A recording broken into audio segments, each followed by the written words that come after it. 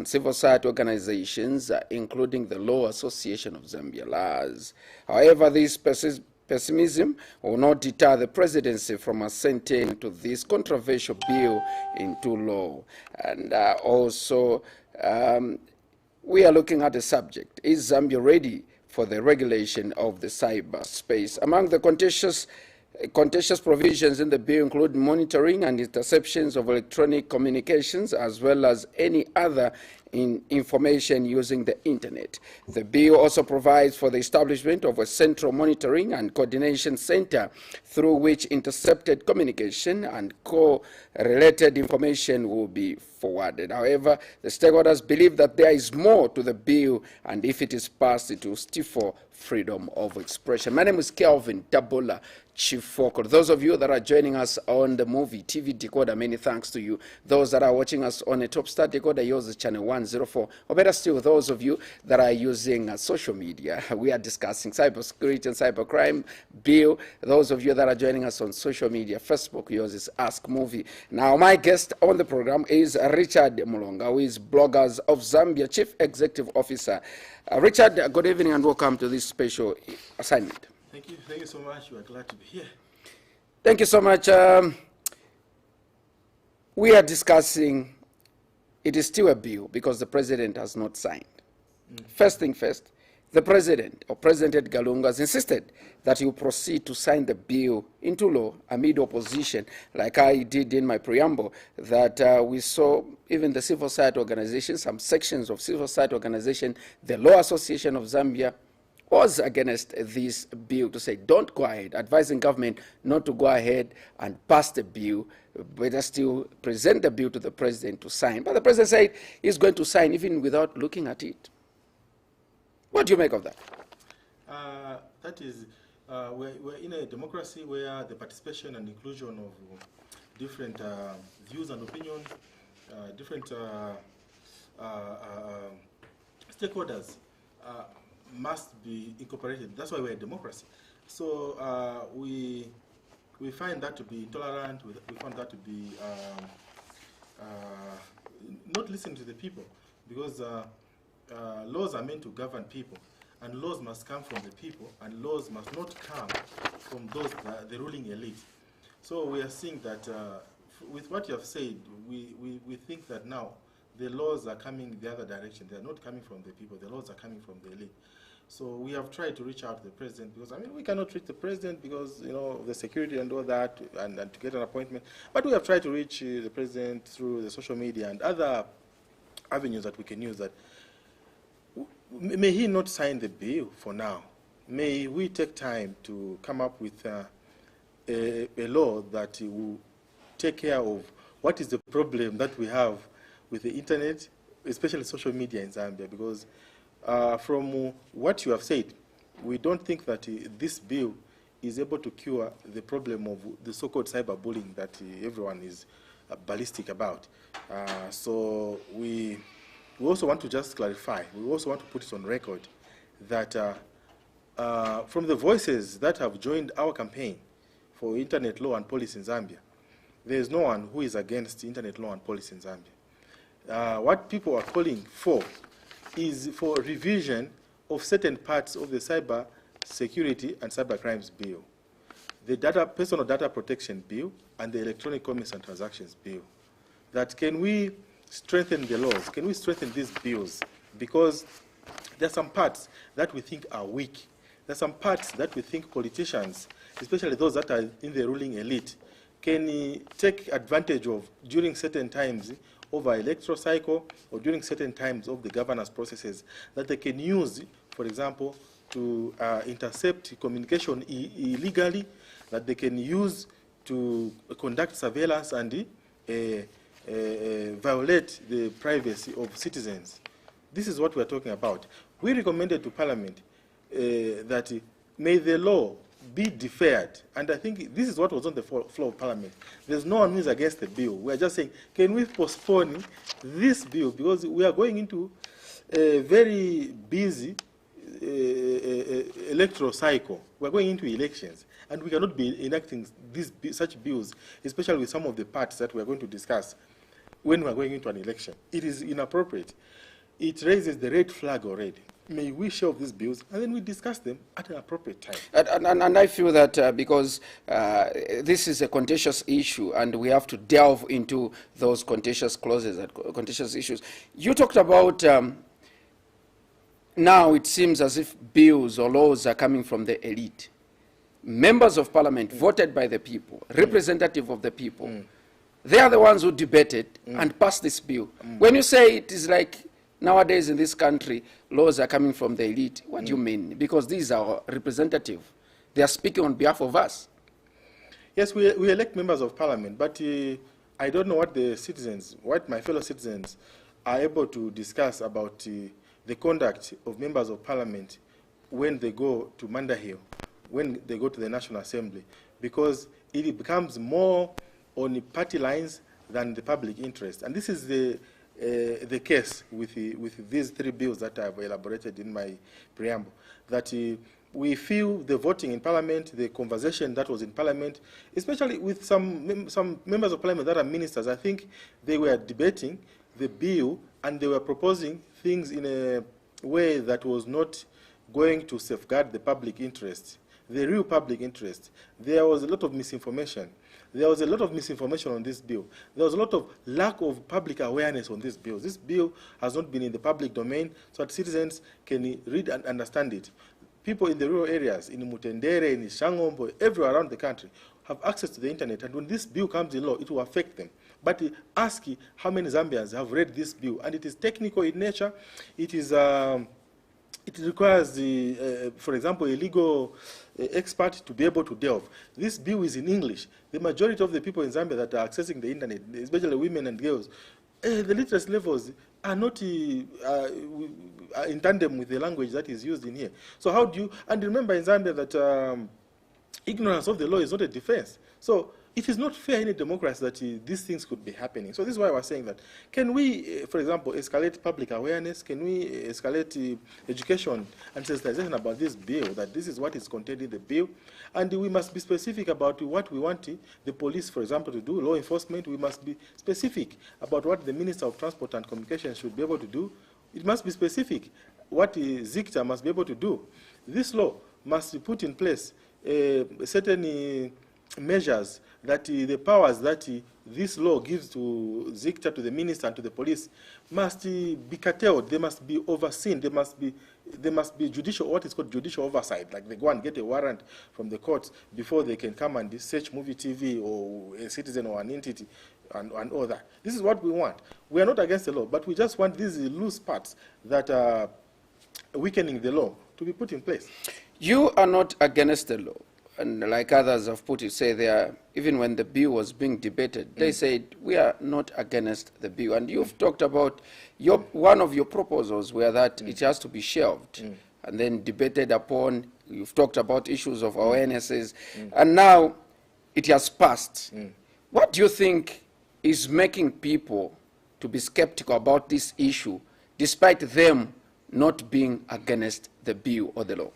So it's about trust between those who are leading and those that are being led. That is our opinion and that is our perspective. It's an issue of trust.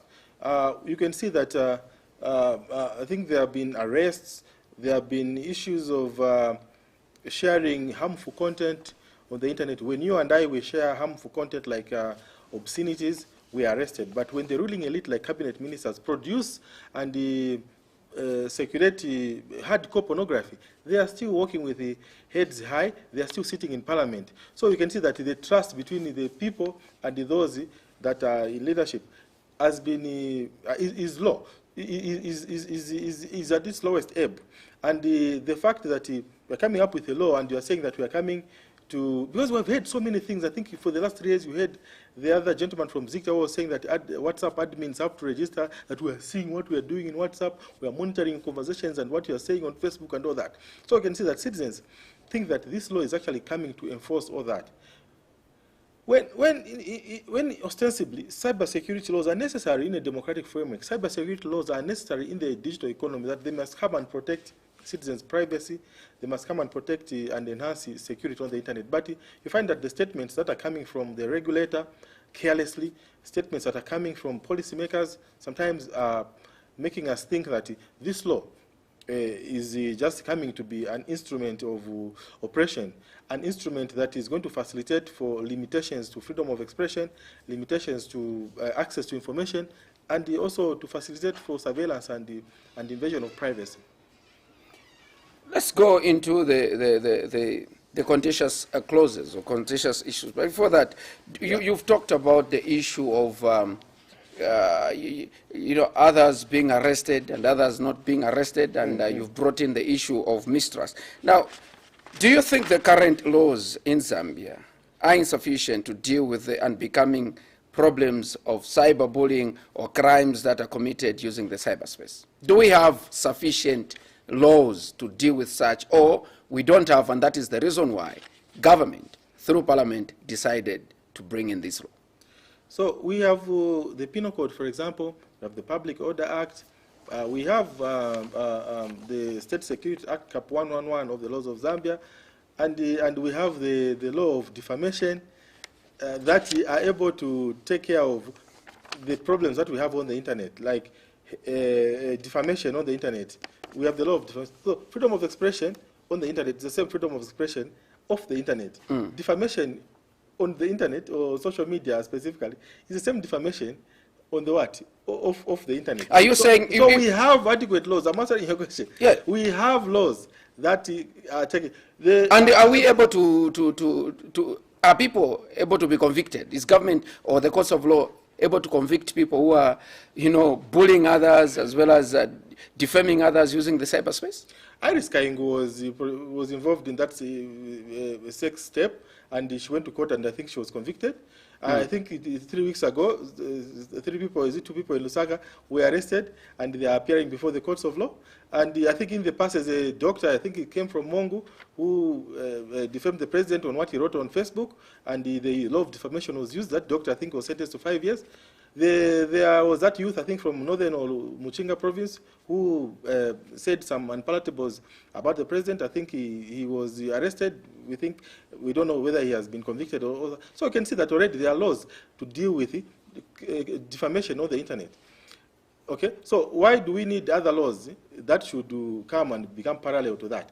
So what we must do is to harmonize what is already existing and what we must. So ostensibly, we feel that this law must just be specific about certain things that are missing in the other parts, like especially digital. You get the point, like admission of digital evidence in court. We must also give capacity to our learned lawyers and the judges and magistrates with digital, how to handle these cyber crimes. The police, we must put in place, we have seen, I think in part 7, international cooperation. When people are committing crimes in another jurisdiction but affecting Zambia, how do we bring them to book? Those are things that we want. There's a lot of crime that is going on the internet, stealing our digital assets in the financial technology and all that. And how do we bring those, how do we track them and all this and that without violating our privacy and all that? Third-party responsibility, there are a lot of applications that in the mobile money, in everything that we are doing now. You want to buy things on the internet, literally everything that you want to do in Zambia now. You want to order food, you just go to an application and then you buy food. You want a taxi, you just go to an application, log in, you actually register. But they're collecting our personal details, where you live, your grandfather's name, where he's buried, your mother's umbilical name and all that. And there's a lot of information about us, personal data. But we don't know how those people are using our personal data. We want laws that will come to prescribe how third parties must deal with our personal data. It pertains to our safety, our security, our privacy. Those are the kind of laws that we want. Not laws that will come and limit expression. Laws that will come and facilitate for privacy, actually, especially by the state. Yeah. So you've talked about the existing laws and what you hoped to see in terms of coming up with laws, and not what was proposed and what was passed and what is waiting to be assented to. But with all that, and you've said it in your preamble, that you also engaged government in this.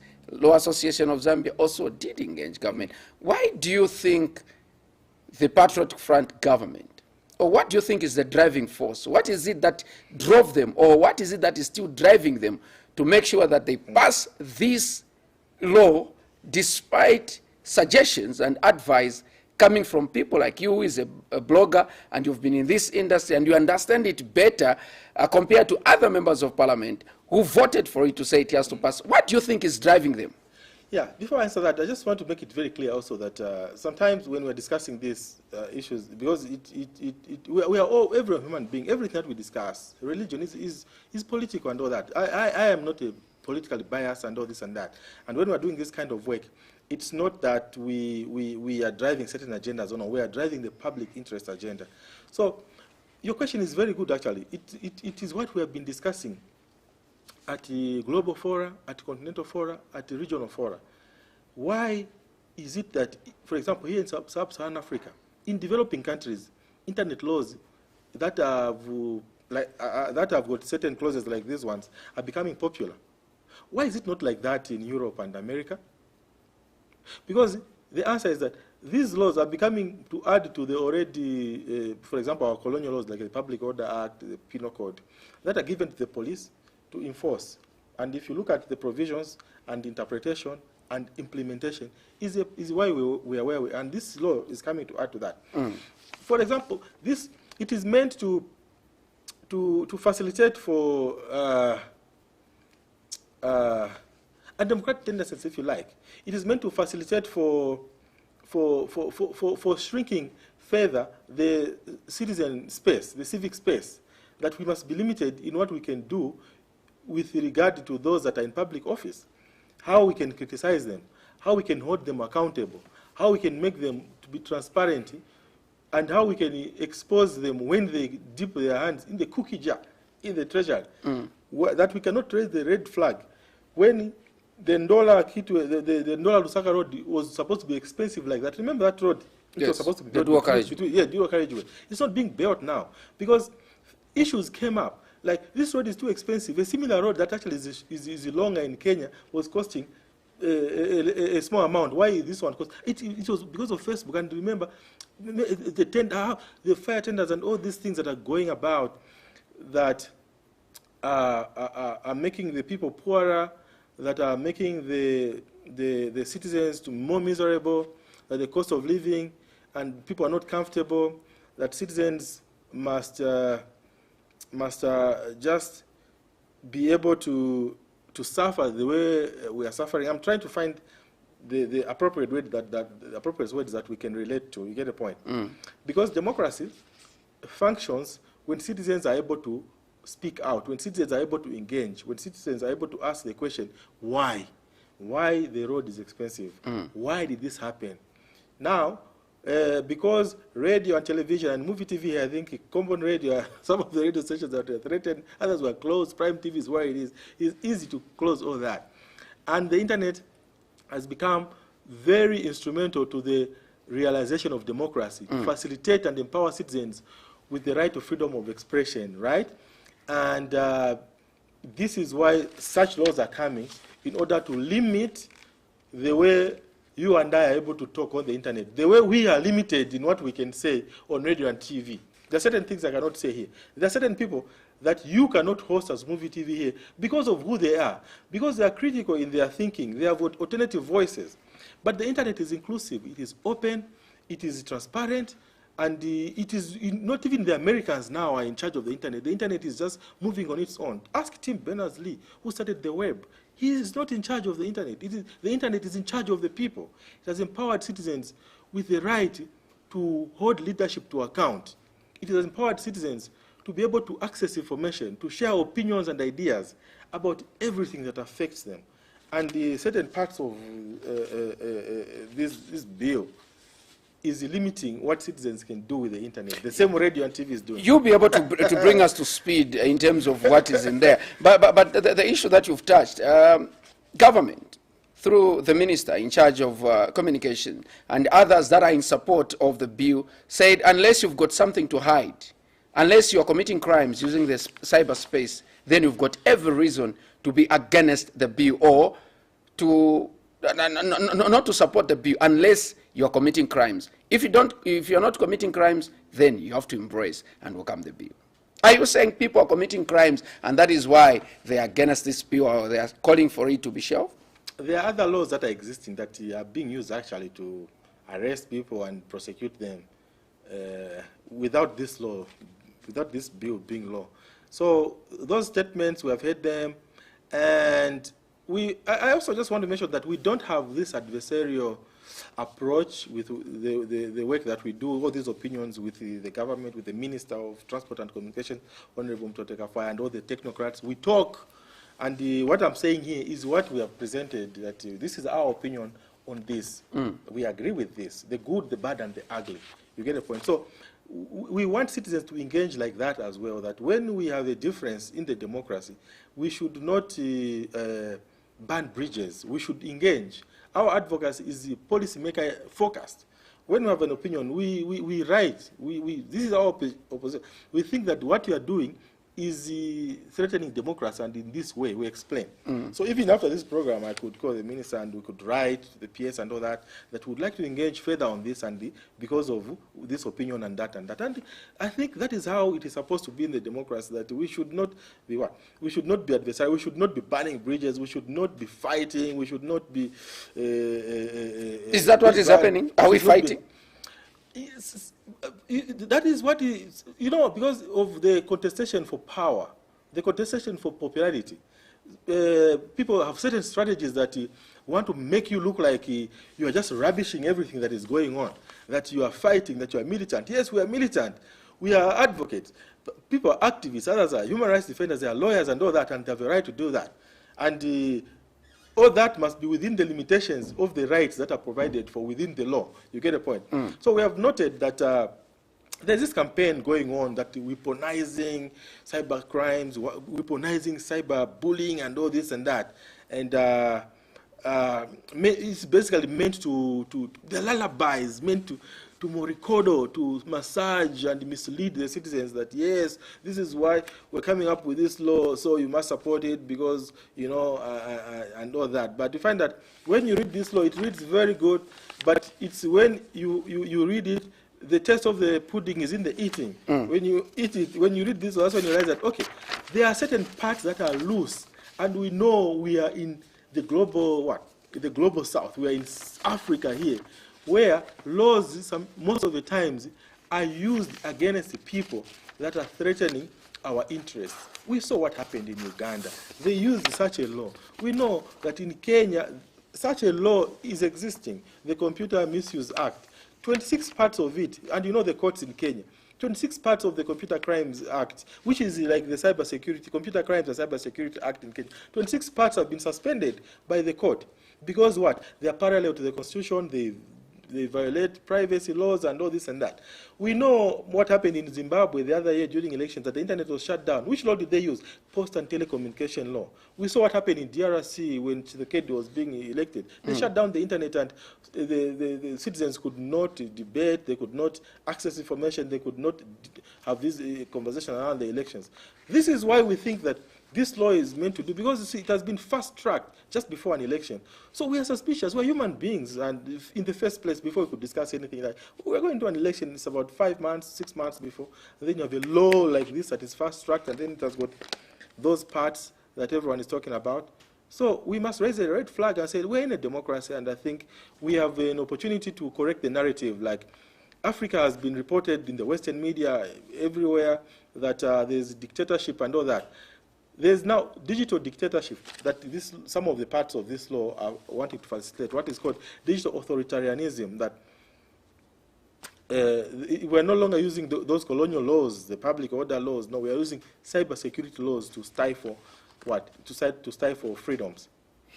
Before you bring us to speed on some clauses and proposals, the objectives of the bill are: ensure the provision of cybersecurity in the Republic, provide for the protection of persons against cybercrime, provide for child online protection, facilitate identification, declaration, and protection of critical information infrastructure, provide for the collection of the preservation of evidence and computer and network-related crime, revise the admission in criminal matters of electronic evidence, provide for registration of cybersecurity services providers, and provide for matters connected with or incidental to the foregoing.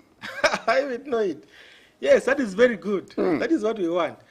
So this is very good. This is what we want. The pudding is in the eating. So if you are very excited, I said, this is what we want. This is good. Yes. No one is against the objectives. Yes. Let us go into the nitty-gritties. What is it so now? Last night, someone called me. It was late, around 11 in the night. Like, you guys are just making noise about Section 54 of the bill. Section 54. It's in Part 9. The publication of information. It was initially called publication of false information. But you know that publication of false information was struck out of the statutes. Yes. By the courts. Because you can, in the Richard Sakala case, I think McDonald-Chipenzi case. But it has come in a digital form now, that you can, a photograph that you share, video, text, voice, that compromises security of another person, blah, blah, blah, blah, you commit an offense and you're liable to 5 years and I think 2,500, 500 penalty units or something like that. I stand to regret. I'm not reading that part now. But you see, I don't want to read the clause.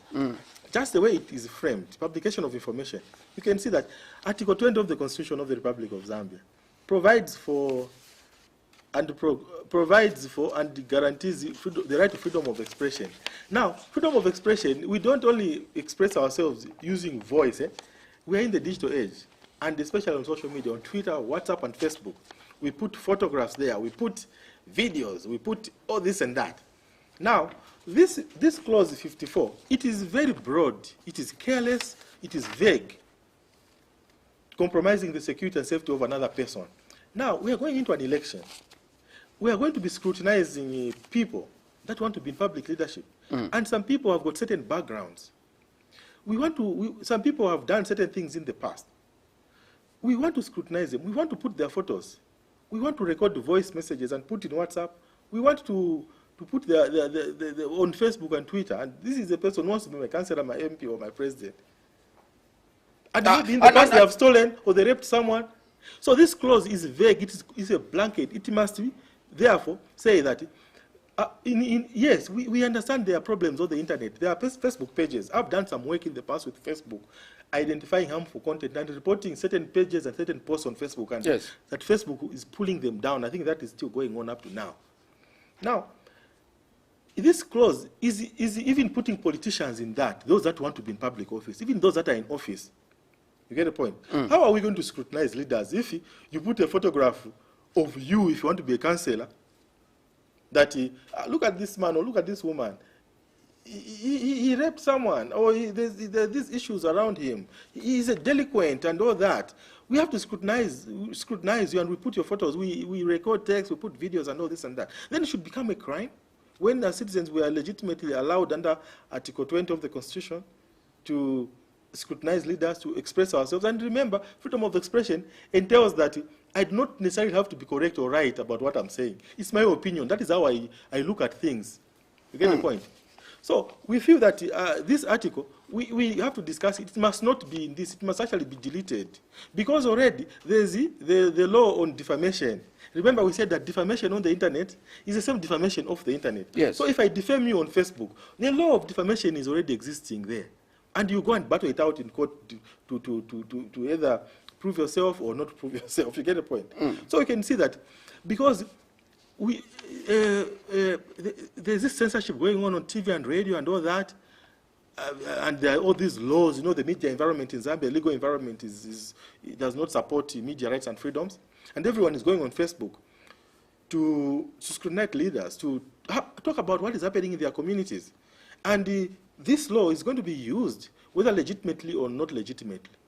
That is why we think that we must dialogue. That is why we're saying, let's not rush this part, this section on this bill. Let us dialogue. Let us look at it with a crystal ball. We look at what is happening now and what is happening in the future. I don't have a crystal ball, but what I see in the future on Section 54, in Part 9, which is also not in, it seems as if it is in conflict with Article 20 of the Constitution. It is limiting freedom of expression, just the way it is framed.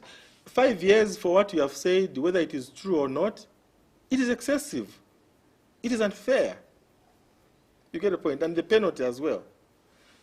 No. For me, I have nothing else to discuss the other parts of this bill.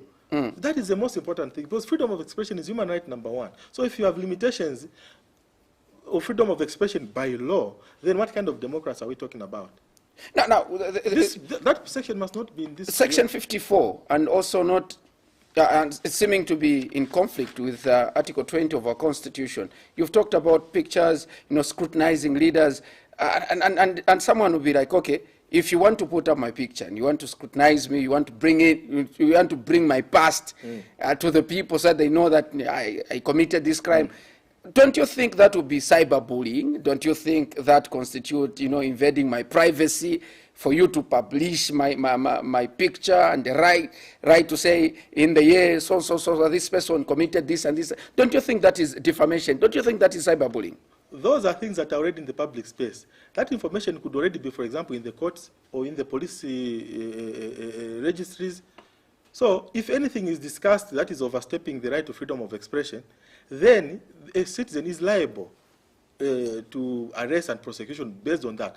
We understand what freedom of expression is and its limitations. We understand what constitutes defamation. We understand when you say we understand, are you just speaking on the point of you being a blogger that you understand? What about that ordinary citizen you've talked about the literacy levels are low? Do they also understand?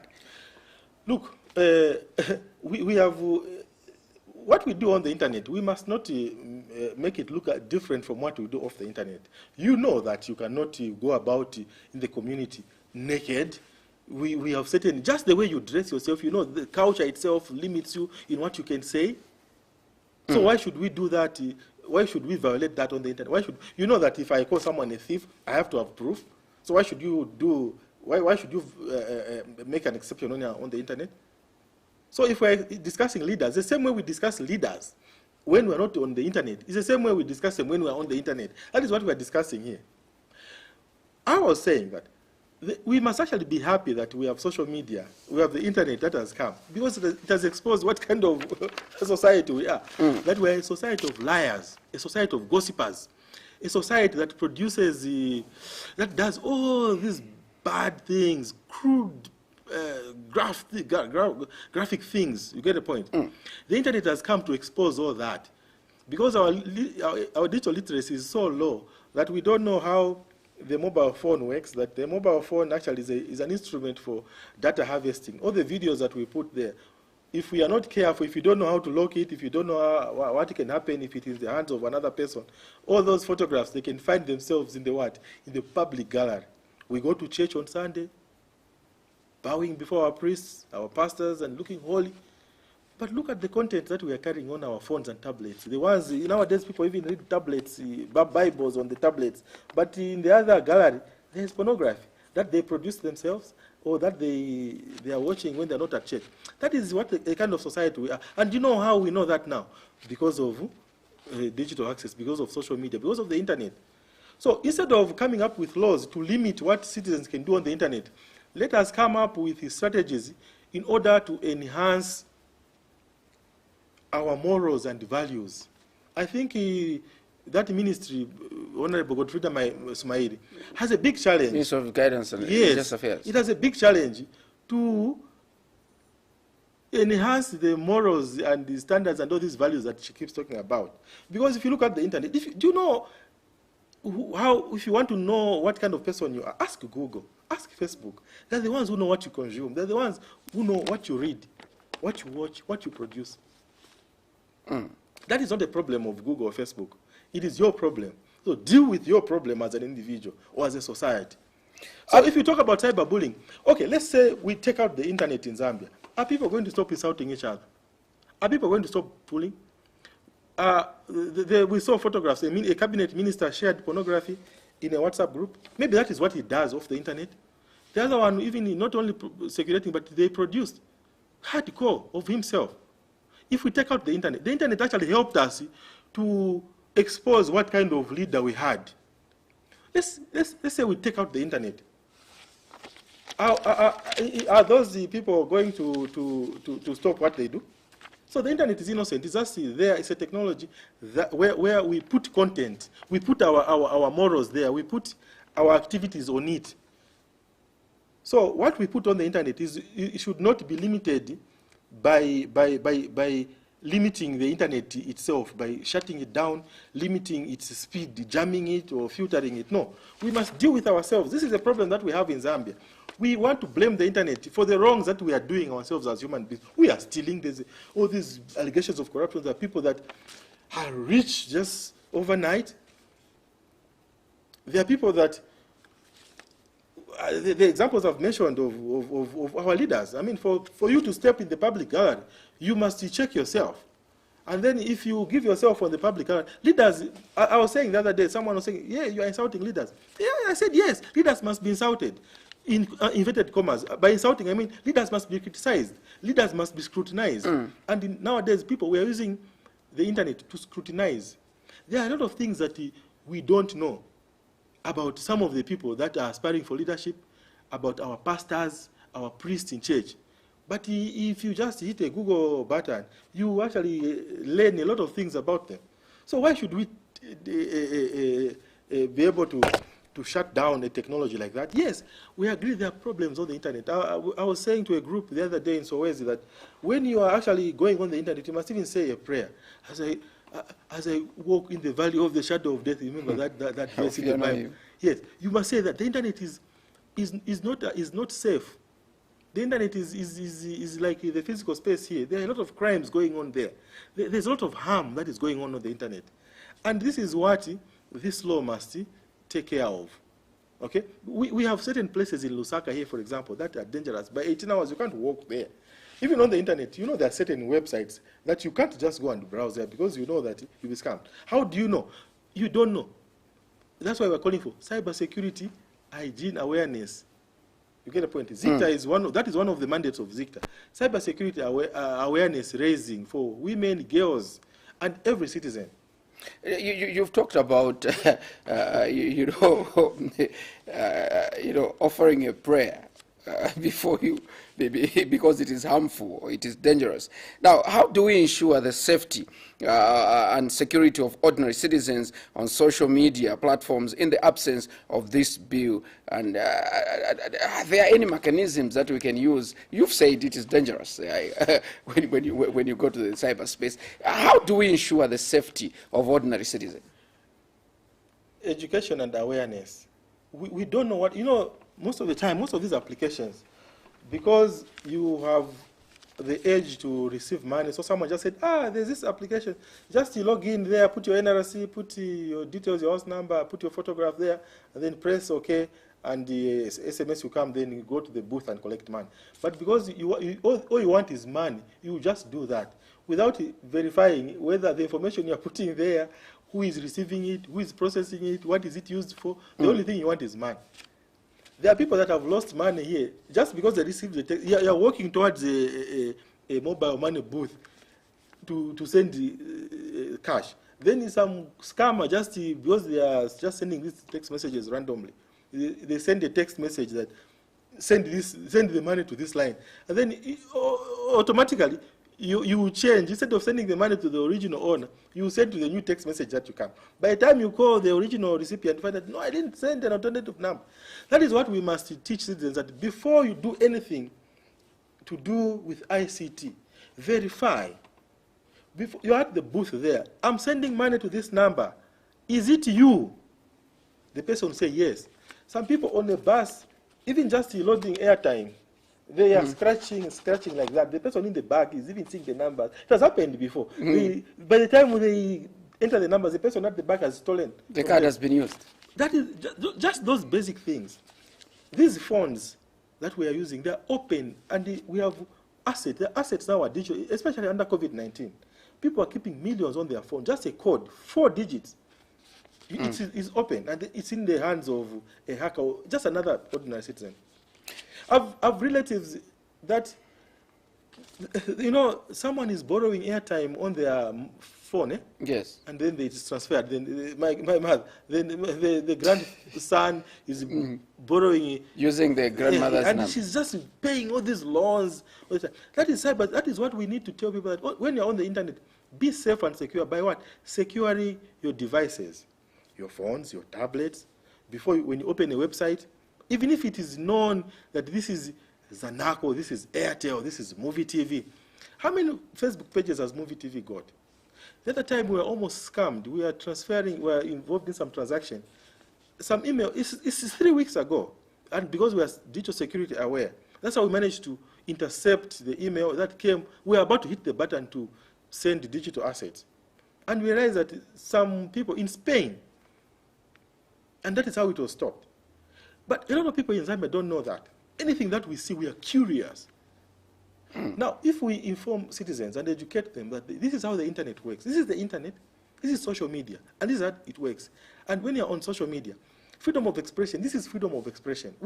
There's this ballistic thing about freedom of expression. We don't know what what are its limitations? When can freedom of expression be limited? What are its limitations? What is the extent of freedom of expression? But we talk about these things. We need to focus on these things. There are a lot of conversations that are going on, and they're not adding value to democracy in Zambia. We need these basic things, especially in this digital transformation. We appreciate, and we are contributing to enhancing and the rollout of e-government.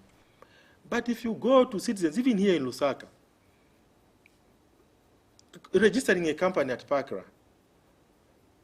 paying taxes at ZRA using technology, people don't know. Some people are actually being scammed. Other people are being asked to pay for a service that is free. So if people had the capacity to digital access, that the knowledge, we would not be having these conversations here. Education and awareness should be priority number one. Another issue, Mr. Mulonga, that people are against or a little bit skeptical about is the issue of invading their privacy. That this bill is proposing that investigative wings or authorities will just pounce on me, and whilst I'm working here, they'll just be waiting for me. As I finish this program, they'll just come and say, Mr. Chifo, can we have access to your phone? They start going through. And the people are saying, they'll be invading our privacy. Is there such a thing in that proposal, or is it what government is intending to do? It's difficult to measure intention. Okay, it's difficult to measure. Remember, we said the taste of the pudding is in the eating. Yes. So it will be in the implementation.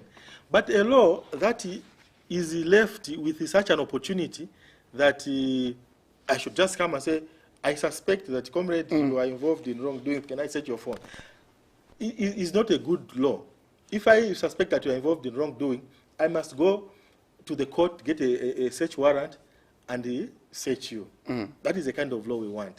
Okay? So there are these fears going on that, yes, interception of communication is necessary in law enforcement. When, for example, the police and other law enforcement agencies are investigating wrongdoing, yes, they can go to the court and get a warrant that will help them go to the service provider and telecommunication service provider and say, can you open this line, because we are suspecting that this person is collaborating with terrorists. So we want to track and we're investigating, we want to find all the suspects and arrest them and stop this wrongdoing and protect the republic from this harm. Okay? That is very good and that is very necessary because it has got what we call judicial oversight. It has got those limitations. But in this bill, that is there. But in the other part, you find that it is not there because a policeman will just say, this is urgent, so I don't need to go and get a warrant. A warrant. So they can say, now, okay, also, what kind of offenses do you need to get a warrant, and what kind of offenses also don't you need a warrant? You get the point? This is what this law must prescribe, that maybe terrorism, maybe other big offenses, not for journalists when they are doing investigative journalism, or when citizens are talking about the minister, or when citizens are talking about elections, then we say, let's listen to their conversations. That is abusing Article 17 of the Constitution, which guarantees the right to privacy. You get the point? So this is what we are saying. Those things, the fear is real. When citizens are afraid, it means that they respect their own privacy and they don't want anyone to invade them. They don't want anyone to interfere in their private affairs. We have got in Africa here political opponents, critical voices that are threatening someone's prolonged stay, for example, in political power, and you find that this law will be used for surveillance with who they are talking to, what strategies they are doing, and all this and that. We don't want that. That's why we are crying. We want the law that must have law enforcement work within the law. It must ensure that law enforcement are not abusing their powers. This is what this law must provide for. Apart from the existing, pieces of legislation that we have and the one that you've talked about, do we still have alternatives to this bill that has not yet been enacted into law? Do we have alternatives apart from the existing pieces of legislation that we've talked about? Yes, I think we have the State Security Act, the one that establishes the Zambia state, the state agency, the what? Yeah, Cap 111 of the laws of Zambia. How has the interception of communication been provided on all these drug dealers that have been arrested? How was it done? Was this bill there? So this one should facilitate for digital interception of communication on our mobile phones. When you are involved in wrongdoing, not when you are being critical of the government, there should not be interception of your communication. That is what citizens are against. Interception of communications, that is legitimate. The one that is targeting wrongdoing, to curb wrongdoing, to nip in the bud, drug dealers, terrorists, people that are producing pornography and circulating it and all this and that, it is legitimate. Not you and me, who are journalists, and we are involved in some investigative story, and because it involves some powers that be, then we must be arrested. And remember, there are all these careless laws that do not safeguard the conduct of journalism in Zambia. There are all these laws that do not safeguard whistleblowers. There are all these laws that make it weak for civil society to do its work. That is what this law needs to be strengthened, that it must be specific. It must curtail the power of law enforcement, that law enforcement must not be careless. Law enforcement must work within the law. And what are the consequences when law enforcement violates our rights, right to expression and right to privacy? You gave an example of grade 12 certificate for those that intend to stand. And I didn't give that example. Oh, you didn't? Okay, let me give an example of the grade 12 certificate or the clause. Members of parliament debated and they passed it. And now we saw in 2016 others, they were knocked out because of not having. And there's this belief now to say, even this bill that was passed before parliament, even those that passed it are also going to be victims of this. Exactly, because it's a problem that we have. Not only that, but also harmonizing it with other existing laws. We have the Access to Information Bill that was not read in Parliament. I think I don't know how many bills, 15 or so, before Parliament adjourned Senate the other week. The Access to Information Bill, I think I was a cab reporter. I think I was about a year, 2 years in journalism, and we access to information. I'm now a media trainer in internet governance. I make presentations on access to information at the Global Forum. I was talking to university students from California the other day, and they're asking about access to information laws in Zambia, and it is 16 years. And it's not among the so why should we fast track this one? We have, when I was coming here, I was listening to another group, is it tobacco and narcotics, the one that should regulate. They are also crying that why is this bill, why is it not before Parliament? But specifically to this, the Cyber Security Bill, Data Protection ECT Act, how are we harmonizing it with the Access to Information Bill? How are we harmonizing with the Media and Communications policy? How are we harmonizing this with the penal code? How are we harmonizing this with the defamation law? So we find that by the time some people who will be arrested, for example, under this law or certain sections, they may actually go scot-free even if they have committed a cyber crime, because the laws are not speaking to each other, because the law is weak. We actually want a law. This law, we want it, but we want a law that is strong, a law that will not give politicians so much powers, and the ICT regulator so much powers. We don't want a law that will give law enforcement broad powers. They must be curtailed. They must work within a certain kind of inspection, what we call judicial oversight.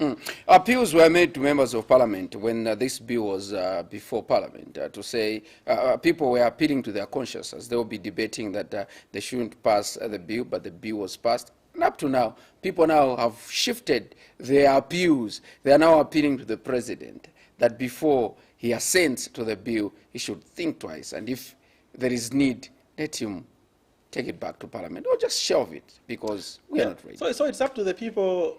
And yeah, the other time we're having a conversation on another platform, people came in and said, for my member of parliament did not come back to me to consult me what my opinion is about this bill. So it is up to the people who vote to decide if they want those MPs that don't consult them to continue being their representatives or not. But also the appeal, we still feel that the president should hold on to this bill. We know, you see, what has happened is we have admitted, we know this is what we have been doing the last years, 5 years or so. Cybersecurity awareness and hygiene for girls, women. We're actually now going into the rural areas. We're identifying chiefdoms where we should go and talk to citizens, women, and our traditional leaders about how digital access is disrupting the narrative in the rural area. But there's this thing that the problem that we have on the internet have been weaponized, this cyberbullying, and we must come up with a law to stop it. People are insulting leaders. So we must come up with a law to protect leaders. Laws must not protect leaders. You get the point? Laws must protect people. And what is the extent of cyberbullying in Zambia that it must supersede and at a very supersonic speed the access to information law and all these other laws that we require? We require revisions to the Public Order Act. That we require revisions to the penal to the penal code. These have been moving at snail's pace. What is the interest with this? So that is the suspicion that this is a law that, especially the parts that we have a problem with, that would be used to limit freedoms, especially expression, assembly, and association. Because remember that we no longer we are fast assembling on the internet, in WhatsApp, in Facebook.